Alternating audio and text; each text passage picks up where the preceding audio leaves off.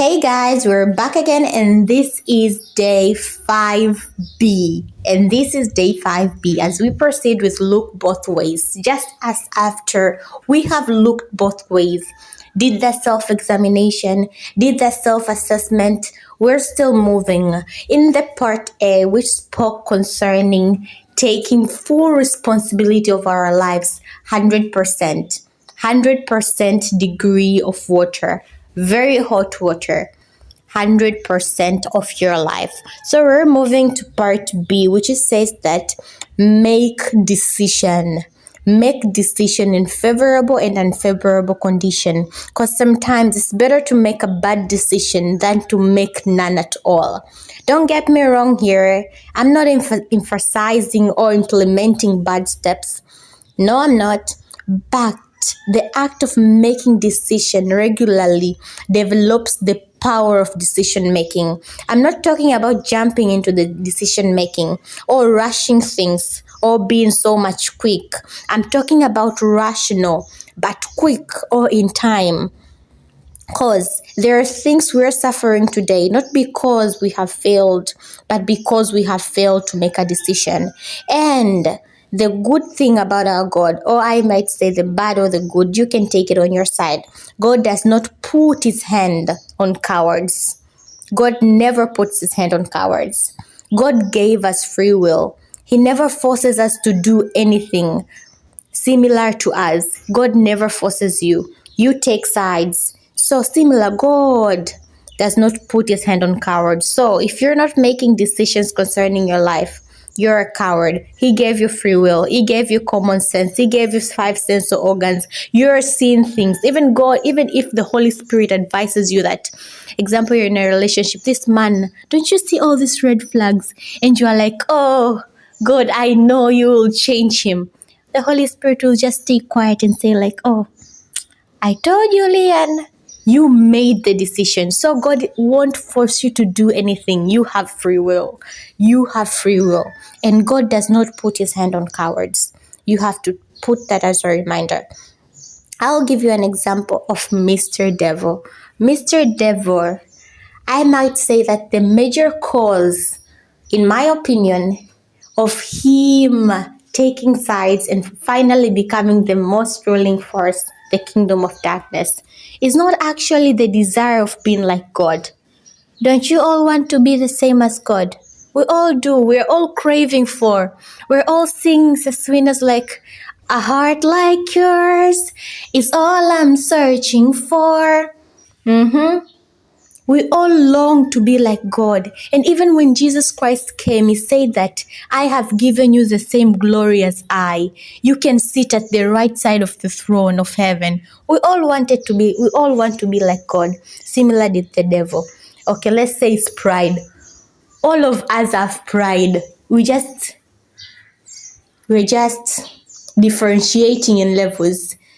A person might be humble here and has pride there. Others don't even have pride. Others have ego. Has God forsaken you? But the devil made a decision to not be with God. He made a decision that I am better. He made a decision. And when you make a decision, God will just put his hand and bless it. If it's bad, you will face the consequences of it. But if it's good, you will see his goodness. So, we must learn to make decisions. Make decisions. Let's see another example from Joshua chapter 18 verse 3. It says that, so Joshua said to the people of Israel, how long are you going to wait? How long? So it was their choice, because nobody can ask you, how long are you waiting to eat your food? It's your food, so you should decide. If it's going to stay for a year, let it rot, it's yours. Let's proceed with the verse. How long are you going to wait before you go and take the land that the Lord, the God of your ancestors, has given you? The Lord gave them Canaan. The Lord gave them the promised land, but they wandered around the desert long time. And Joshua is asking them, how long? So it was not God's problem. God already gave you that seed. God already gave you that purpose. God already gave you that opportunity. You know, sometimes we're missing opportunities. We are missing things because we failed to make decision. And eventually you will learn that that opportunity that I waited for to happen. And you hear somebody saying, oh, a less qualified person got that opportunity and not you. Why? Because God already gave it to you, but it was your decision to take steps, responsibility, and also make the decision to do it. How long are you going to stay there? So the moment the Israelites made the decision to enter into the promised land, God blessed them. God put his hand upon them and told them, do 1, 2, 3, 4. Send the spies to spy. So the moment you make a decision, the moment you start taking steps, the moment ways start unfolding, not just sitting, you have to make a decision. You have to stand and make a decision. Another example, which is the last one, Esther 4:16. It says that, go and gather all the Jews in Susa together. Hold a fast and pray for me. Don't eat or drink anything for 3 days, day and night. My young woman and I will do the same thing. After that, I will go to the king, even though it's against the law, even if it's against the law. If I must die for it, I will die. Esther made a decision. Esther was not even compulsory or forced to make the decision. This act of them killing the Jews, which was initiated by Mordecai's uncle, who raised him, was never going to affect Esther by any way. But Esther still took responsibility 100% because he knew that these people are my people. We are all from the same tribe. And Esther made a decision, even if it's against the law, even if I'm supposed to die, let's hold a fast. So there is something you're supposed to do.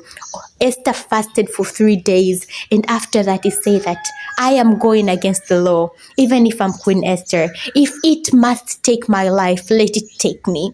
Have you ever took that decision? Or are you just plain like, what if this happened? Make your decision boldly. And God saying that the moment where your mind ends is the moment he puts your hand. God will, when you're making decisions like, if this fails, I know there's my uncle who is an HR in that big company will hire me. If you're having options, God won't put his hand. Where is your last limit? Make that decision. Make that decision. So, by this point of Esther, we also learn that praying without taking step is a waste of time. And the secret is that, you know what, how the devil is? The devil is not making Christians fail to pray. Many Christians are praying. People pray in the morning. People pray when they eat. People pray when they sleep. People pray for everything. People pray for everything. But what the devil is making Christians not do is that make no actions. And the moment you pray and do no actions, there will be no answers. There will be no fruits to your prayer life because you made no decision. It's a waste of time. Just like how Esther fasted for 3 days, and after fasting, she made actions. And most of us here are fasting, praying, but making no actions at all. So what differentiates us with Esther? It is decision making. So there are things God is waiting for us to do in order to bless us and put his hand. So after Esther finishing the fast, he went to the king. And when the king saw the beautiful face of Esther with favor, he said that, let her in. Let this beautiful lady in. So God put his hand upon Esther and blessed her decision. So we should learn that God respects our decision. Just like how the devil decided, his decision was bad and we see the consequences, but God respected it. Joshua decided and the Israelites went into the promised land. Esther decided and the Jews were saved and Mordecai was lifted among heaven seated.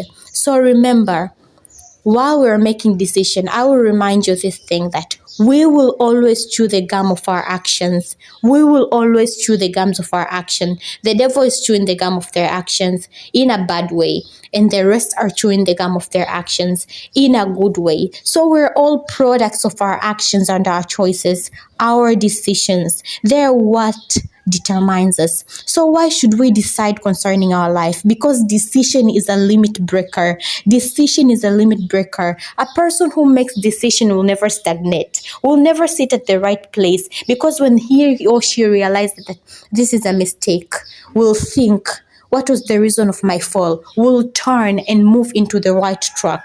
And remember, the act of you not making decision means that if you don't decide, the situation, the circumstances, all life will decide for you. And trust me, the outcome won't be that exciting.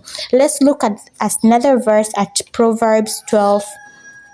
Proverb 12 verse 14. It says that your reward depends on what you say. What you say and what you do. You will get what you deserve. You will get what you deserve, what you say. There's this verse in Isaiah 54 verse 17. It says that no weapon formed against you shall prosper. The part B says that every tongue that rises up against you will be condemned. You will condemn. So it's your decision, it's your choice to condemn every tongue that rises against you in evil, rises against you in witchcraft, trying to eliminate your life. You have the right of judgment to condemn every tongue. But what about the words you speak concerning your life? What about the words, negative words you speak concerning your living? What about those words? Fill the gaps. But this verse says that, where is it? Your reward depends on what you say and what you do. What you say, what you do means your decisions. Your decisions. Your decision. There is another verse in Isaiah. It says that I have sworn an oath. God has sworn an oath that whatever I have planned to do will be done. And whatever I have determined to do will be manifested. So God respects our decision. God respects them fully. Very, very fully. Let's look at these two last verses as we conclude. It's in Hebrews 10 verse 39. It says that we're not people who just turn back and we're lost. Instead, we have faith and we're saved. So some people are doubting and say that if I make a decision, what if I make a wrong decision and I get lost? Or if I tremble down and I lose everything. This verse said that we're not people who turn back and we're lost. We're not people who lose. We're not people who just fail after making one decision. The Bible says a righteous person will fail 7 times but rise among them all. So we're people who have faith and we're saved. Jesus Christ has saved us. We should stand with that boldness, the pillar of salvation, with faith. Remember that faith is a dominant feature. It's not submissive. It is dominant. It is ruling. It is limitless. So make a decision in faith with the pillar of salvation holding you. Don't worry, everything is going to be okay. Make that decision. Let's look at the last verse as we are concluding, which is Psalms chapter 1 verse 3. It says that there are trees that grow beside a stream, that bear fruit at the right time, and whose leaves do not dry up. They succeed in everything they do. They bear fruit at the right time and they succeed in everything they do. So in this verse, I'm just giving you a reminder that God operates in seasons. So I should decide or make my decision in the right season. When the season passes, there is outcomes. There is struggling. Anything you do in the right season carries favor, carries grace, carries easiness. There is no pain. But when the grace and when the season passes, there is always suffering. There is always pain. Just like when you plant wheat out of season, out of rain, it won't bear fruits. There are seasons for everything. How can you plant mushrooms on summer seasons? So let us make decisions in seasons, because every blessing is packed in season. That's how God works. So as I'm concluding, that is what I've said. So remember, if you don't decide, you will be decided for. If you don't decide, you will be decided for. And if you don't make responsibility, and if you don't take responsibility, you will chew the gums of your actions. So that is it. I love you guys so, so much. Stay blessed. I love you. So this is the end. Bye.